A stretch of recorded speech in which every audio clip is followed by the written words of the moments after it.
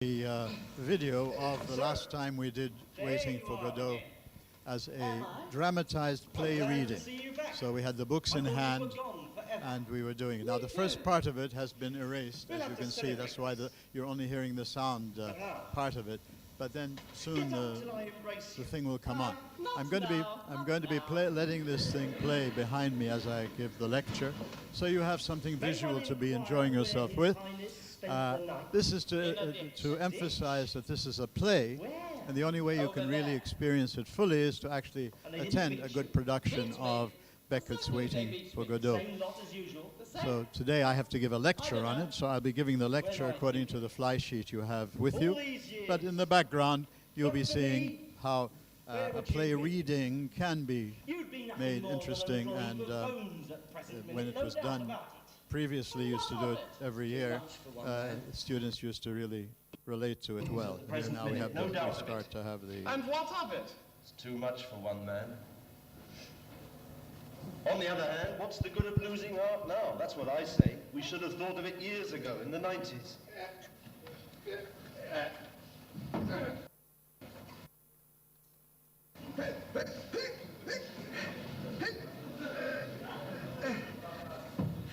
Stop blathering and help me off with this boot.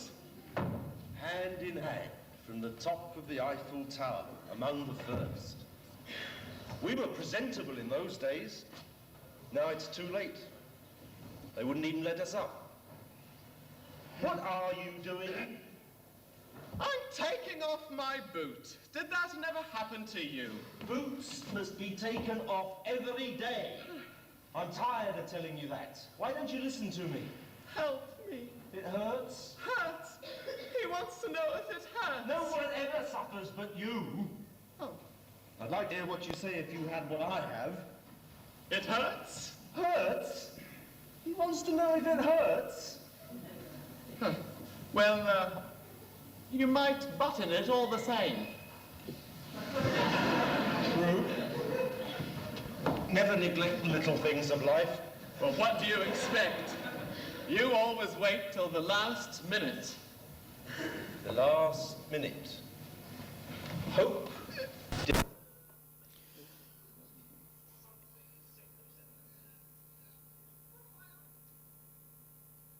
Okay, so this is just to let you know that if you really want to study and understand what Samuel Beckett is doing in Waiting for Godot, you really have to take a look at it as you do in this kind of a course, read the script if you like, but you have to be trying to imagine and keep in your minds that the medium here is theater, drama, not words, and therefore the words have to be put into people and action and setting and everything that's happening for you to get the full meaning. I will be trying to tell you a little bit about this play, its importance in the 20th century, understanding of humanity and what the human condition is all about, and what life is all about.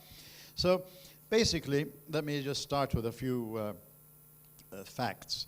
Samuel Beckett was born in 1906 to middle-class Protestant parents near very, very, very Catholic Dublin, Ireland. A bright student of modern languages at Trinity College in Dublin.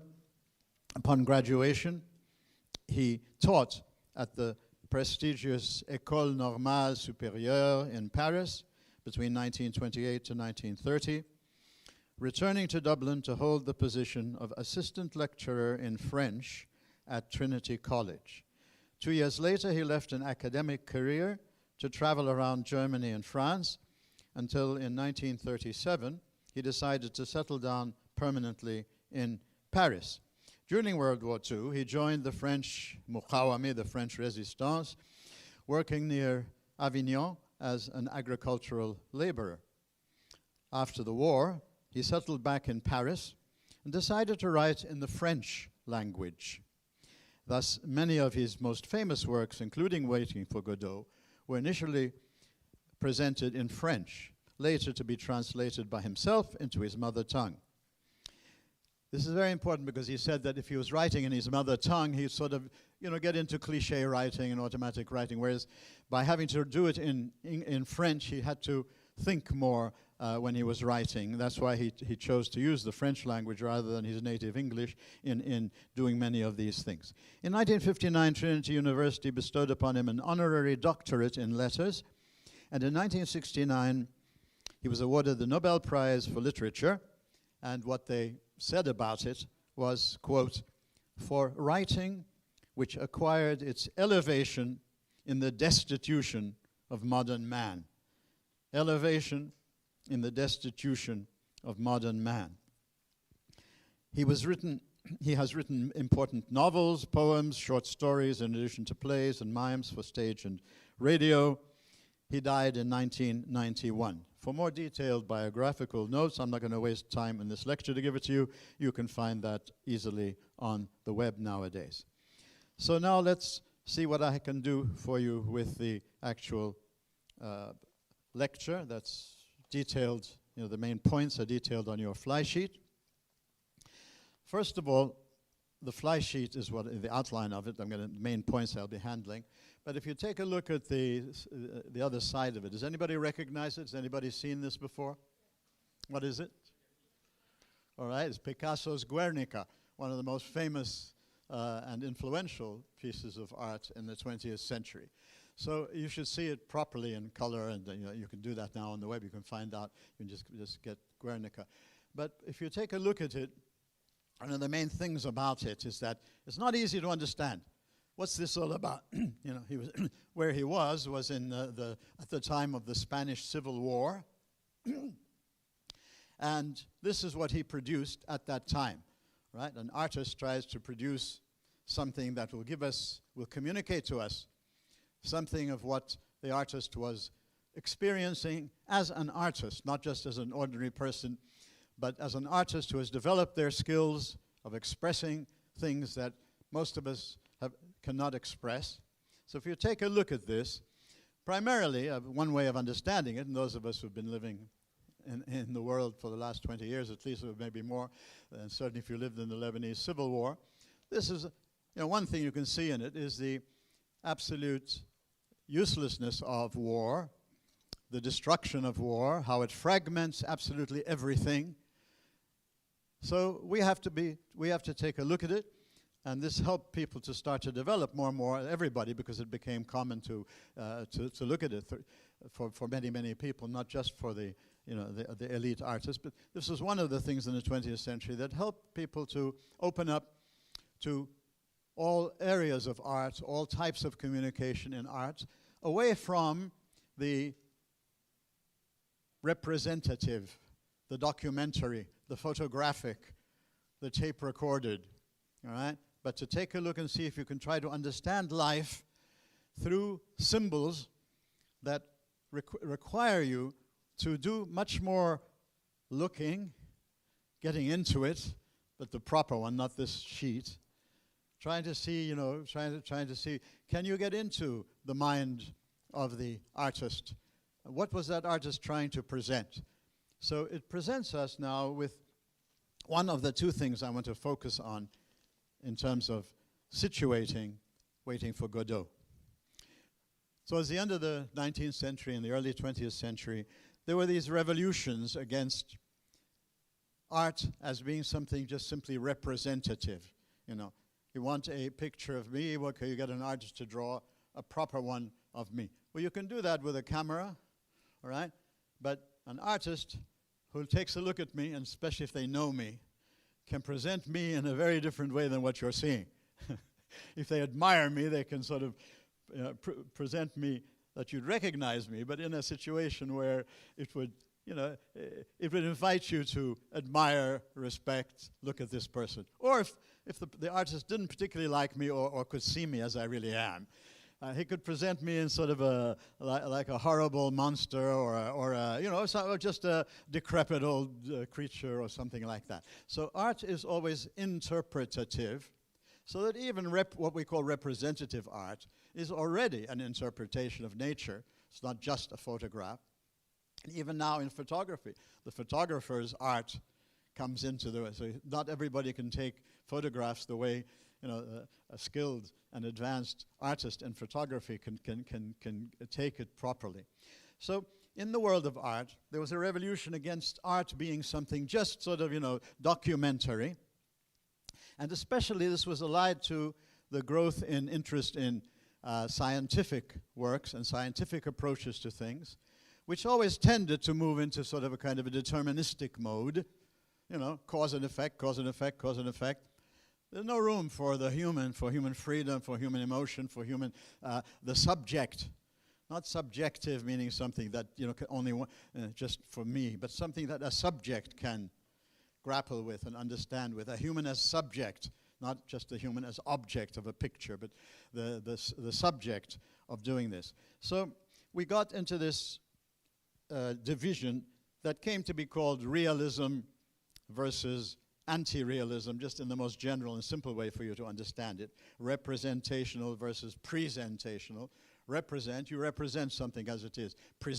You present an understanding and an interpretation and a deeper look into something as interpreted by someone. Now, the more skilled that person is, the more that thing is going to really, echo in many, many people's minds. So Guernica echoed in many people's minds at that time because they could see in it what he was trying to present.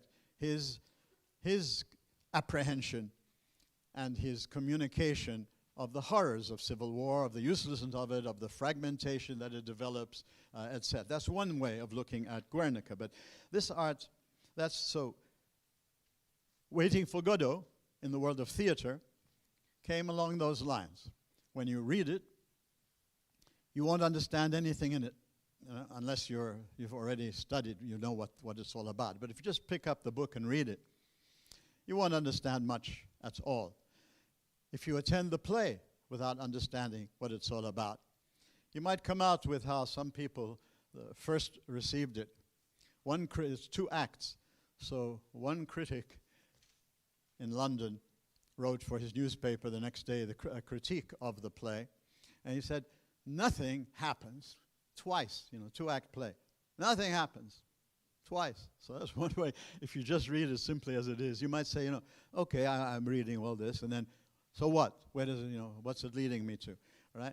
So that anti-realism, presentationalism, meaning using these terms in these specific ways, meaning presenting an interpretation, not just representing something accurately, is the mode of Waiting for Godot in theater. So the other main point I want to try to help you understand by the end of this lecture is the philosophical situation, because that's what our CVSP program really delves into, the kind of reflecting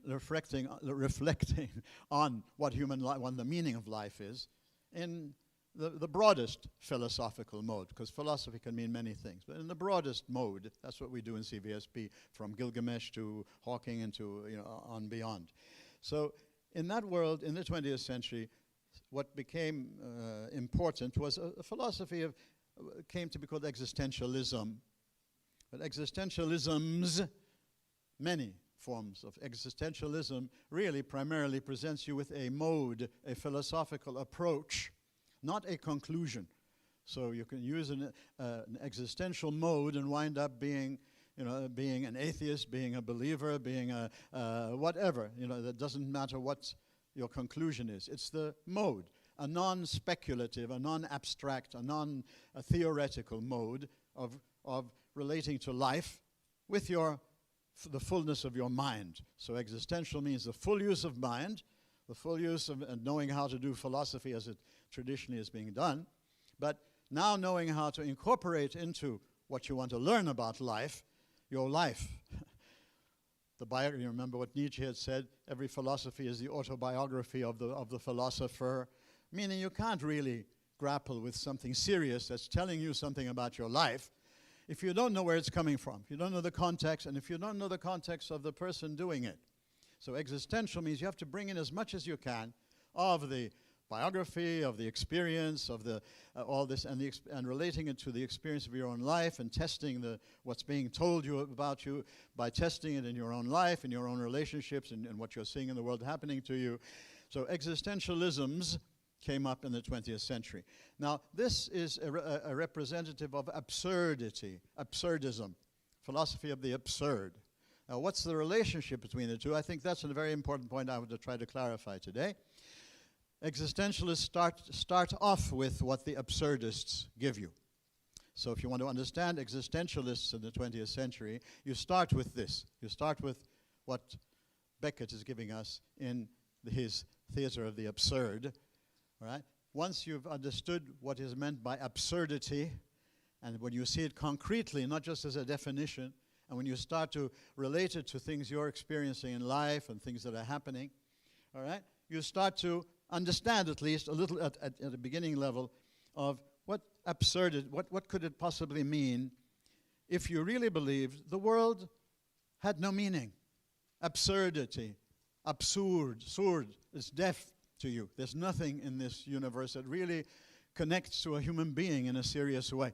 The universe that we live in is deaf to the human being. Absurdity finally comes to mean that it does not allow us to have any definite conclusion about the meaning of life.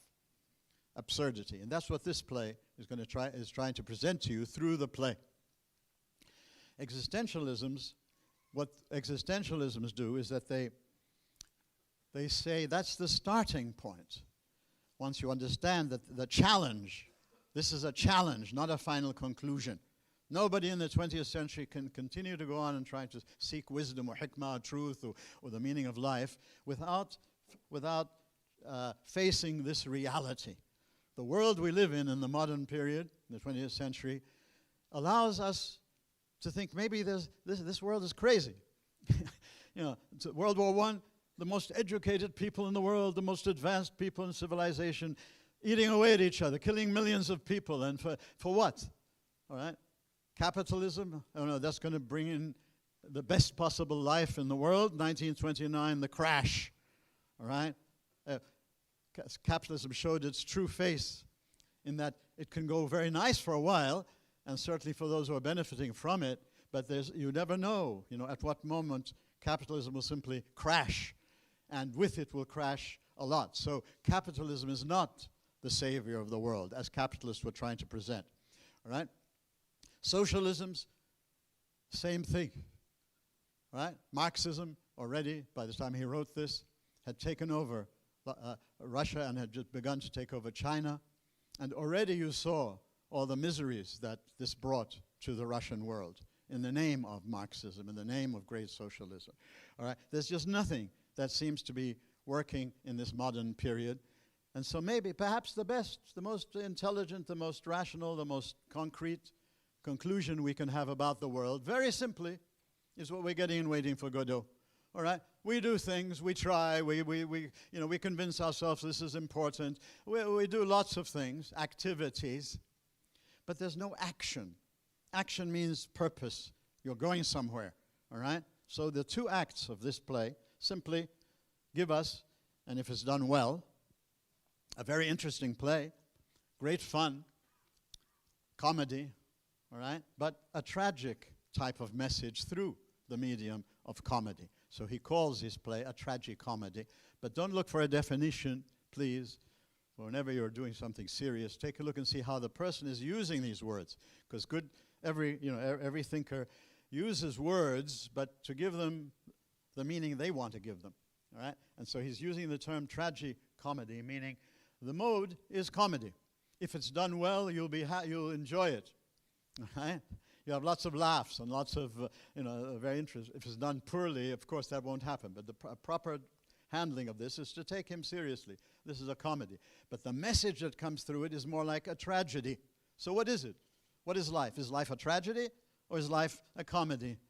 Who knows? You see, that's the final answer of all this, is that you can never know. You have just as much evidence to think it's a comedy. You have just enough evidence to think it's a tragedy.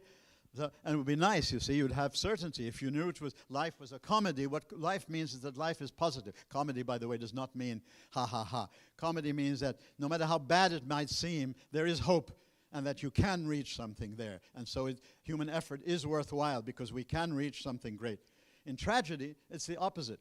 The only thing you can do is be an active human being and do something for humanity. Be a Prometheus, be an Oedipus, be somebody who does something in the face of a horrible world, all right? So you could know you're either in a tragic world, you're in a comic world. The absurd is that that's too much meaning. We don't know that much. We cannot really justify thinking life is hopeful and a comedy, and therefore no matter how bad things are in it, we can progress and we can move on. Tragedy, no matter what you do, you can never change things. You can never improve, all right? But remember, the message of tragedy was heroism, which you don't find either in Freud or in Beckett. You find it again coming back in existentialism. Existentialism brings back the heroic aspect of the human being faced with the challenge that the world is absurd. So the name of Heidegger, one of the most influential philosophers in the 20th century, was in the academic and the artistic and the philosophical air. And therefore, one of the things he does here, the way he's presenting this particular play, Heidegger had said, when you think about your life, when you start to get mature and you have enough philosophical background, because they're always talking to their own peers. The real insight about what life is all about is that you must start with the given that you can experience and that you can understand. Don't use theories and abstractions and speculations. You're just thrown into this world. Right? You're just thrown into this world. Here you are. And then, okay, but what does it mean?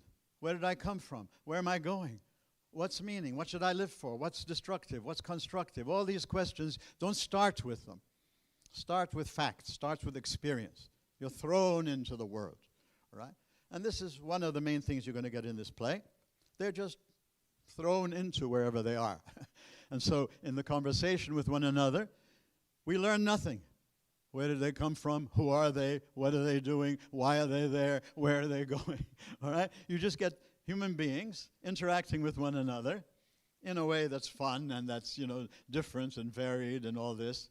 But there's no action. There's only activity. They do lots of activities, but they never go anywhere. They never move anywhere. Therefore, Act 1 ends and Act 2 begins. And because it's a play and has to be interesting, Act 2 has sufficient changes in it, so it isn't just a repetition. But the meaning of Act 2 is the same meaning as in Act 1.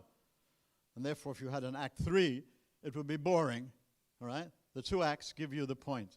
Life is just what you're finding in Act 1, because it's not going to change. Act 2, there's no change. It's a change in circumstance to make it an interesting play, but the meaning is exactly the same.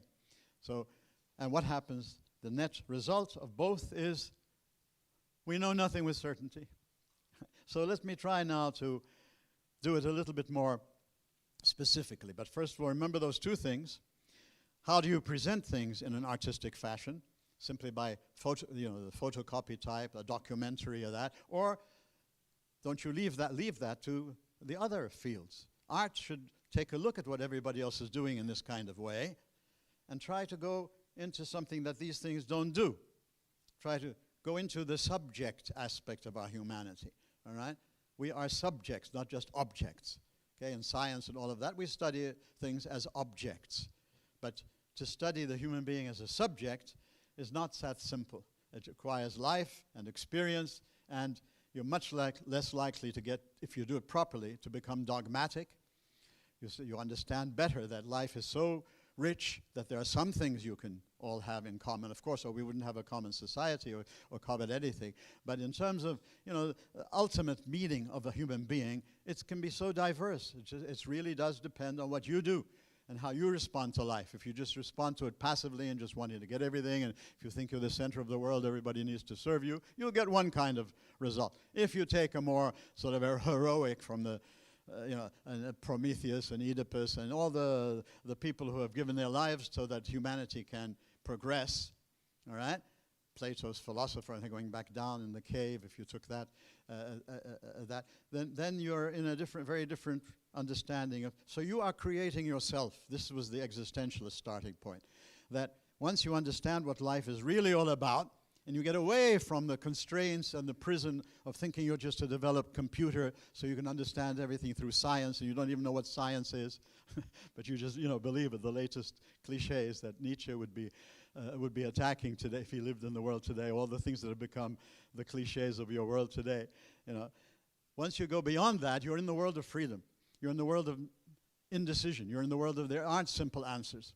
You have to really struggle to find it. You start with what you have, and you develop with what you have, and it's a progressive thing. But you don't reach a point where you can dogmatically say, this is it, and if you don't follow me, I'm going to chop your head off, or you're just stupid, and you belong to, you're a dinosaur or something like that. It's existential thinking is precisely the method of tolerance, all right? Proper tolerance, not tolerance and anything goes. Because existential thinking, like following a Nietzsche and people like him, was you live according to the most authentic standards you have. You have to live at the excellence level. And if you don't, you're a nothing. You're somebody that Nietzsche would vomit, Christ would vomit, if you're living at the mediocre level. If you didn't get that point from Nietzsche, you haven't understood anything about Nietzsche. He isn't a relativist. He's telling you have to seek the highest. You have to seek the authentic. Be authentic. Recognize you can fool yourself. You can be a hypocrite even to yourself. The more you recognize it, the more you really want to try to start to live a more authentic life. Authenticity is the main value that you judge everything else by. Authenticity will be life-enhancing. Authenticity will give you true freedom. Authenticity will give you true joy. All right? All this is the application, that Nietzsche had picked up from previous. He didn't invent it, but he sort of gave it a push into this world. So existential thinking starts with the challenge of the absurd. How do you know it's not absurd? How do you know that what you think you know and all of these things? We're back to Socrates. Everybody thinks they know. But Socrates says the starting point of somebody who knows is to recognize how little he knows. The recognition of your own ignorance. As soon as you go beyond that, you become dogmatic, you become oppressive, you become dead. You give death, you don't give life. So existential thought comes out of this kind of, or it precedes it, and then it develops from it. You cannot skip over facing life may be absurd. Maybe there really is no meaning, so you just invent meanings as you go along, to survive, to make you happy, things that, but you're never really certain. Existential thinking says, no. You can reach your own certainties, and they're not relativistic. Your own certainty, because that's now, it all goes, and it's I think that, and you think that, and I think that. No. Authenticity sets a bar for what is true and what is not true, and what is right and what is not right. There are standards. Nietzsche had high standards, and that was one of his problems. And so existential thinking brings that back in. You are a responsible creature. You're either helping the survival of the unfittest, or you are actually really making a contribution, no matter how small it is, to bringing in the Übermensch, to letting evolution really be going into a higher form, rather than just sort of, say, we're evolving and everything is evolving and evolution. Who cares whether it's evolution or creationism? The important thing is how you live. Right? Nowadays, people are so worried about, can they prove creationism or can they prove evolutionary theory? That's very good, very interesting. But that doesn't take the place of your personal, subjective responsibility. So you reach the certainties that you have lived for. You reach the certainties that you have struggled for. You reach the certainties, that's the only thing that can be called a certainty in existential thinking. Something that you have reached seriously, and you've really devoted, and you'll continue to devote the best you have, knowing you're limited, knowing you can be hypocritical, having a true knowledge of yourself, but you're trying your best. Okay, that's a serious truth. And you'll find that lots of people share it with you. You don't have to impose it on anyone. You have to preach it to anyone. You'll find a commonality of people who are living like that, and you'll be able to recognize them. You'll find yourself why you like these people, why you dislike these people. So this existential thing, because that's one of the main things at this point that really in the 20th century that you need to understand, because there's what is absurdity, but what is existential thinking. You're going to be getting some of it now through Simone de Beauvoir, but only focused on one topic. But it's a much broader and much more interesting thing that goes way back to Socrates and Augustine and Pascal and Kierkegaard and Dostoevsky and Nietzsche and well into the 20th century. This whole flow that your truth should be something you are living for, you are demonstrating, you are witnessing to. That's the meaning of being of shahada. You know, in religion, if shahada means anything, it doesn't just mean you're proclaiming your belief in a doctrine or a dogma or a religion or a culture. It means you are dedicating your life to be a witness, that your life will be a witness to what it is you are trying to say is the truth, whether it's atheism or whether it's theism, it doesn't matter what it is.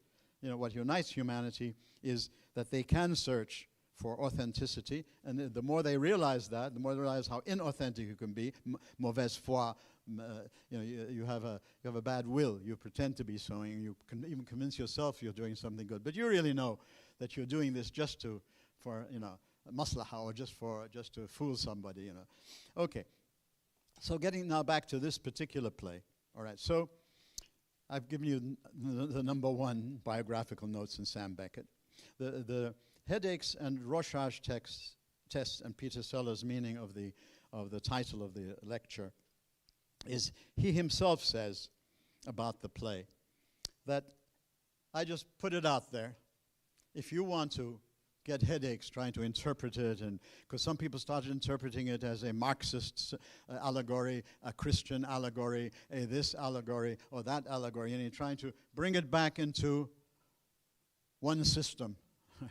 And he's saying that's not what I'm doing. I'm just putting it all out there, and you decide what you can make. It's a challenge, all right? And this is the heart of the existential challenge, right? You've got to make something out of all of this.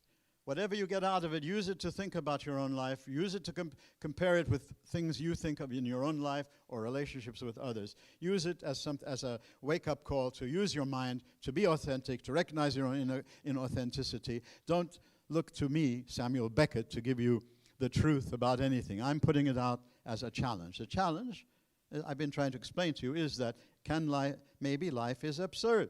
How are you so sure it has the meaning you think you've had? All right? Well, one test for it existentially is, have you really struggled for it? Are you really thinking about it? Are you really open-minded about it? Are you really seeking to sort of expose it to other views so that you can really come to the conclusion it's a tested certainty? It's not just something that I've picked up along the way because it's the latest fashion. I'm at university. That's what everybody believes at university, and that's what will give me good grades if I give it to the teacher and pretend that that's what I believe. You know, all this kind of mauvaise foi life. All right, is what he's challenging you. So he says, if you want to get headaches, provide your own aspirin, because that's not what I want to give you. I don't want to just to let you struggle to see, well, which philosophy can I put this into? Is this a Marxist allegory? Is this a Christian allegory? Is this an atheistic allegory? So, get away from all these isms. See, Nietzsche coming back at you through all of this. Preceding Nietzsche and following Nietzsche. The notion is, don't get yourself bound into an ism unless you're really living it yourself, unless you're really understanding it and really being open to expose it to other isms. And don't lose your humanity in an ism. And therefore you lose the humanity of others because they're in another ism. All right? Life is much more serious than that. So the headaches. Rorschach text, meaning, in other words, any psychology students here have used Rorschach test? You know what a Rorschach test is? Okay, so I splash something onto a piece of paper. I'm your psychotherapist, right? I splash something on a piece of paper, and I ask you to interpret what you see in it. As you interpret what you see in it, I, the skilled psychotherapist, will start to help you understand what's going on in your own mind, all right? Because what will come out is the way you're thinking, the way what's affecting you. So I use it as one tool in psychology of trying to help you understand, unless I'm trying to impose it on you through Freudian psychoanalysis or something. But proper psychotherapy is to try to help you understand yourself, try to help you see, given your own context, your own beliefs, your own this, what's happening. Not to come and impose on you a Freudian psychoanalysis or a this psychoanalysis or a that psychoanalysis. Those are ideologies. Those are the isms that Nietzsche would be loving to hammer away at in the world, the ones that you're all probably very interested in.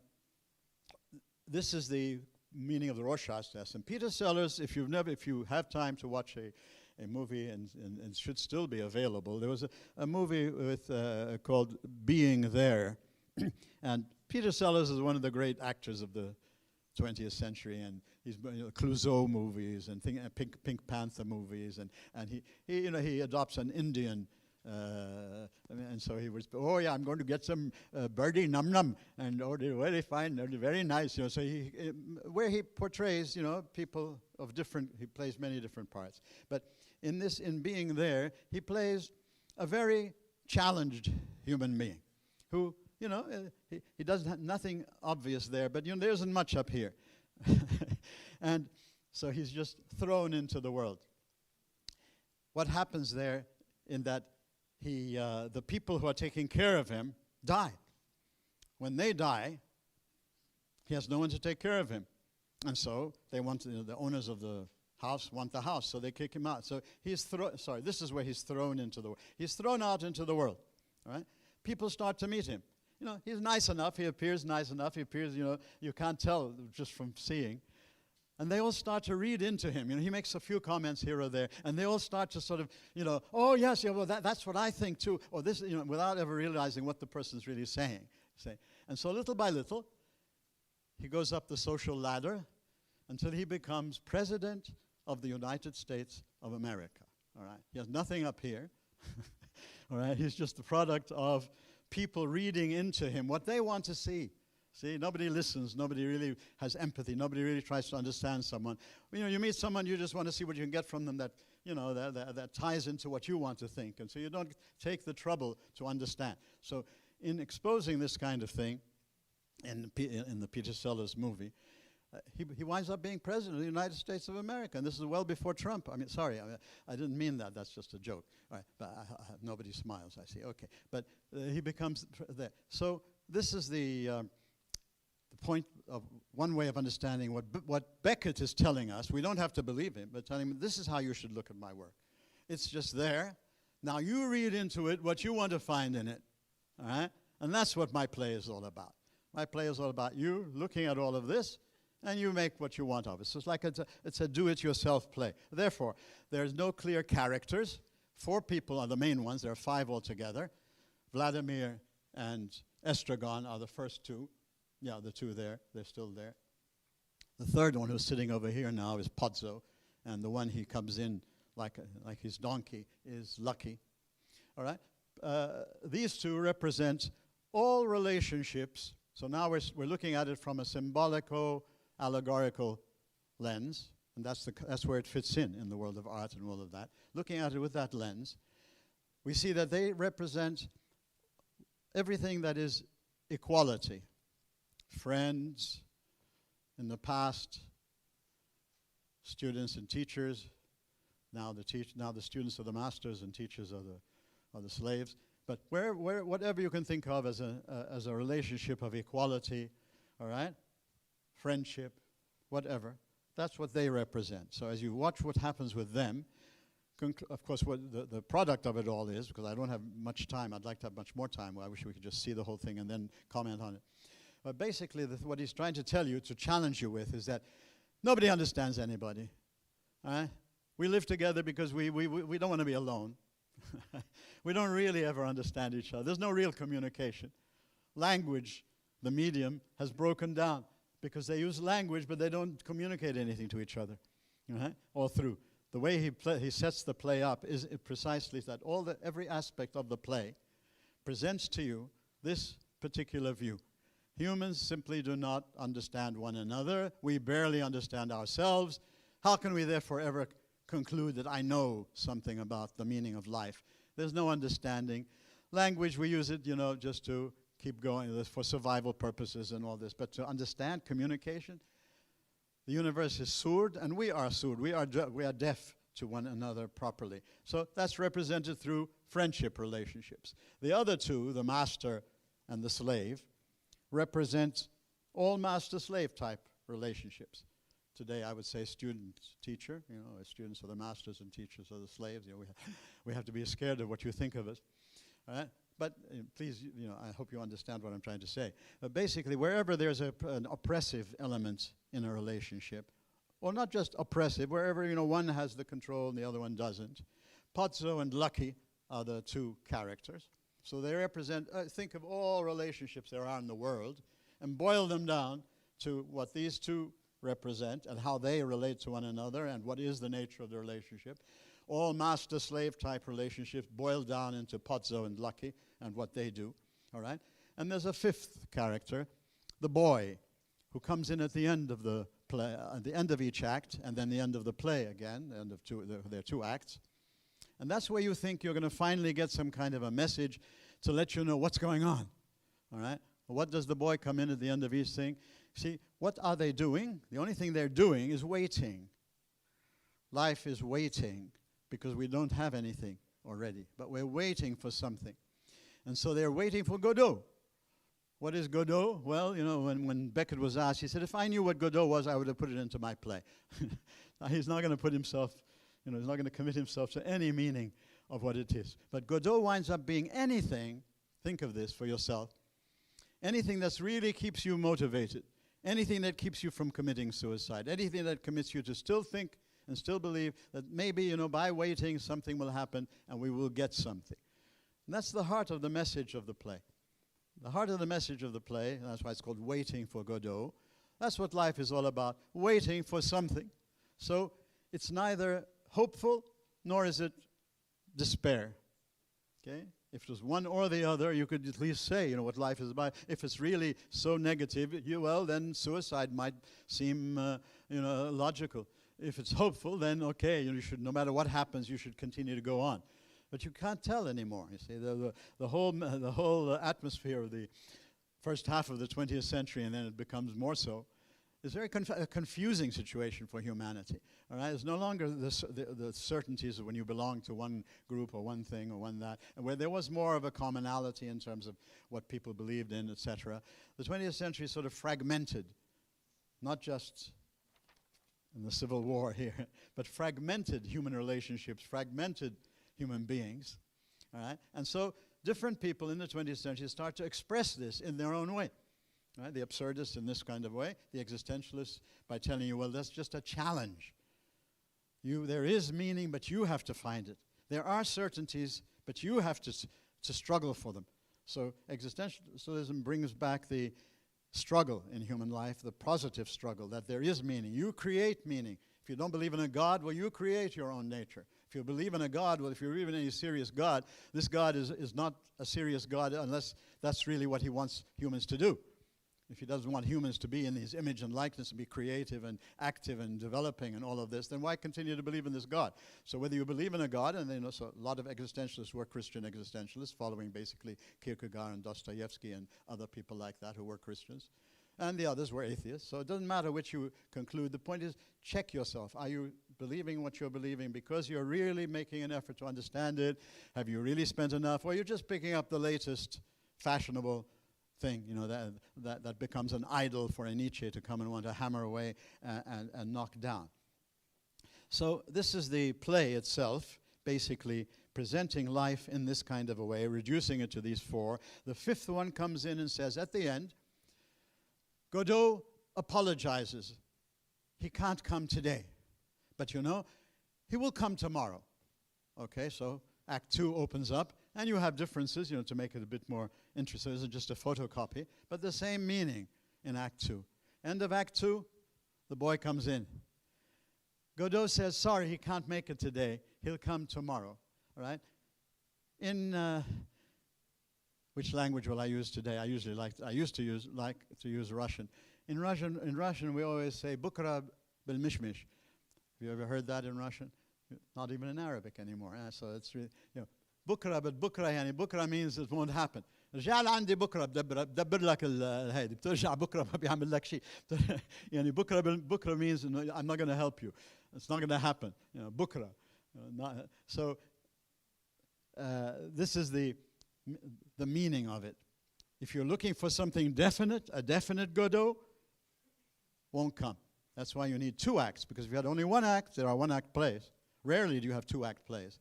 You have a one-act play, okay, you might think, well, you know, Godot will come tomorrow. If you have the second act, you don't need a third act if you're getting the message. The message is not going to come. So if you have a third act doing all this, you'd get bored. Or you'd say, this is poor art. You know, I don't need the third one. You know, art has to be economical in this sense, doing just what's needed. So two acts give you the message if you understood it, and if you understand the context in which it was coming in. All right? The whole notion of World War I, the Depression in 1929, showing what a capitalist system as it was practiced then, what it can do, the horrible things it can do to humanity, so you don't get into that ism of a capitalism or whatever else you get into. And then World War II had begun with Nazism, and that was what Nietzsche was fighting. Right? So middle of the 20th century now we are when he's writing this, 1950. So this is the message, therefore, is that basically what the play represents are some of those main points there, that this is a direct presentation of life.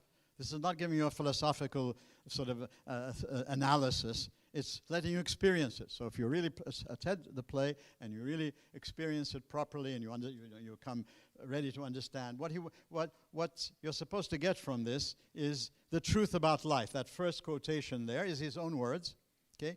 Drawn into the core of the eddy. I want to take you away from all the details and the facts that you're all immersed in, and I want to take you right to what life is all about. All right? And that's one of the functions of art. Art tries to give you direct experience, a direct message, not something that you then put it into words and you analyze it and all of this. But art is meant to give you a direct experience of something.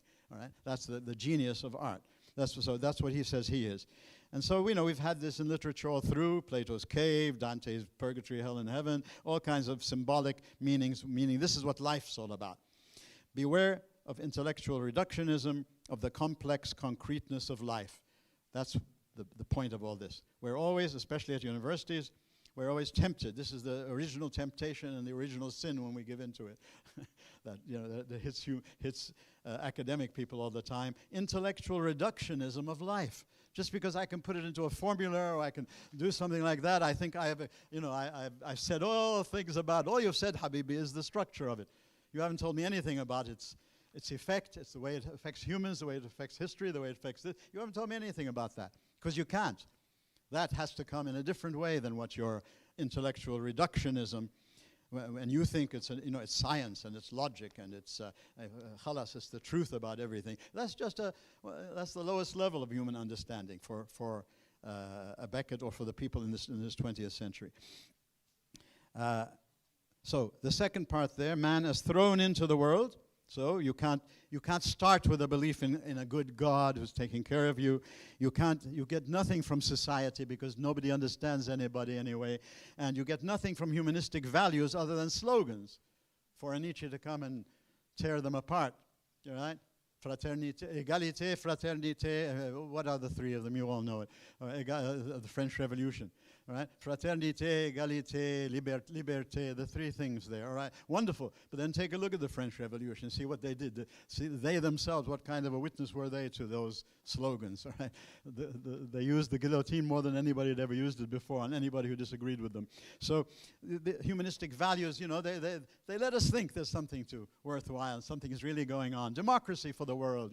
We want to bring democracy to the world. The Arab Spring, all the slogans. That hopefully you've already tasted a little bit of what this attitude against them is when you read Nietzsche.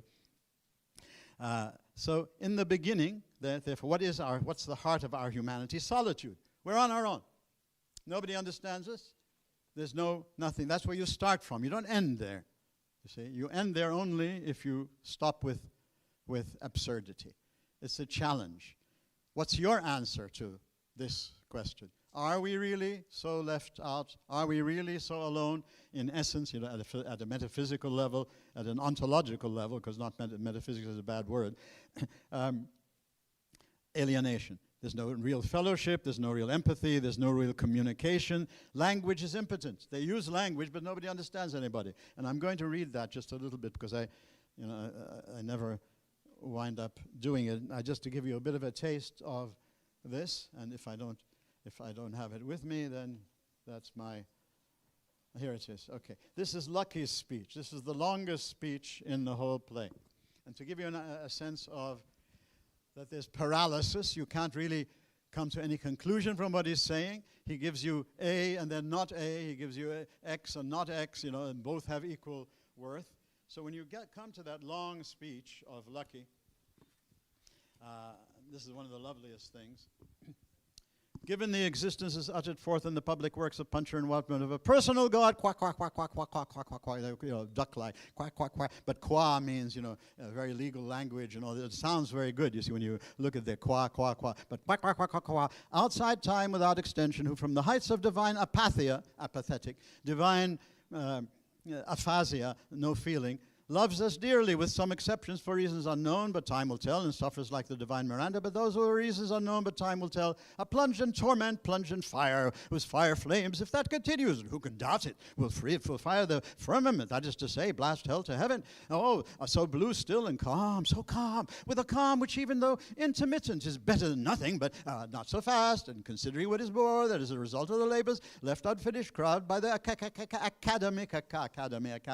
and anthropometry of Essie and Posse of Testu and Cunard, it is established beyond all doubt, all other doubt than that which clings to the labors of men, that as a result of the labors unfinished of Testu and Cunard, it is established, as hereinafter, but not so fast, for reasons unknown, that as a result of the public works of Puncher and Watman, it is established beyond all doubt that in view of the labors of Fartov and Belcher, left unfinished for reasons unknown, of Testu and Cunard, left unfinished, it is established, what many deny, that man in Posse or Testu and Cunard, that man in Essie, that man in short, that man in brief, in spite of the strides of alimentation and defecation, is seen to waste and pine, and concurrently, simultaneously, what's more for reasons unknown, in spite of the strides of physical culture, the practice of sports, such as tennis, football, running, cycling, swimming, flying, floating, riding, gliding, conating, tennis, flying, sports of all kinds of hockey, and all kinds of penicillin and succedaneia. In a word, I resume, and concurrently, simultaneously, for reasons unknown, to shrink and swindle. In spite of the tennis, I resume flying, guiding, golf over 9 and 18 holes, tennis of all sorts.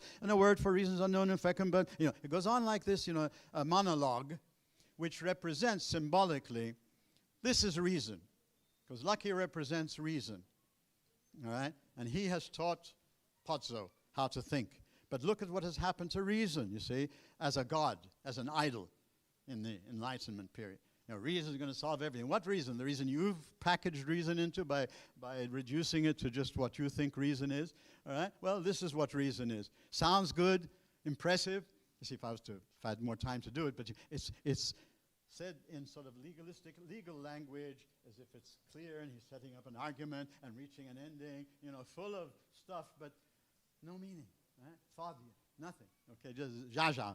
So this is one of the basic anti-enlightenment wake-up calls to people in the 20th century. That enlightenment, everybody wants enlightenment, but don't you define what enlightenment is and don't stop at a first definition. If enlightenment means you're going to criticize your own meaning of enlightenment and develop it and go on. If you think enlightenment, because now everybody's very interested in copying the Enlightenment that happened in the 17th century and the 18th century in Europe. But we're in the 21st century, Habibi, and you're in a much different world. Don't just copycat something. Get the principles, get the ideas, what they were trying to do in their thing, get the biography of the people doing it, all right? And now have a proper critical application in the 21st century, and especially 21st century university world, because these people all the people that you study really are addressing people at that level. They're not just addressing everybody. That's why Nietzsche says, I only attack the successful, only the victorious. Right? What I'm trying to do is to get the people who think they know everything, who are running the whole world through there because they're changing institutions and the academic curriculum, and they're doing everything. They have all the power. All right? I want to challenge them. All right? They're the ones I'm interested in, not somebody who isn't into this and who's doing their best. That's okay. I'm sorry that I don't know how to do this in 50 minutes.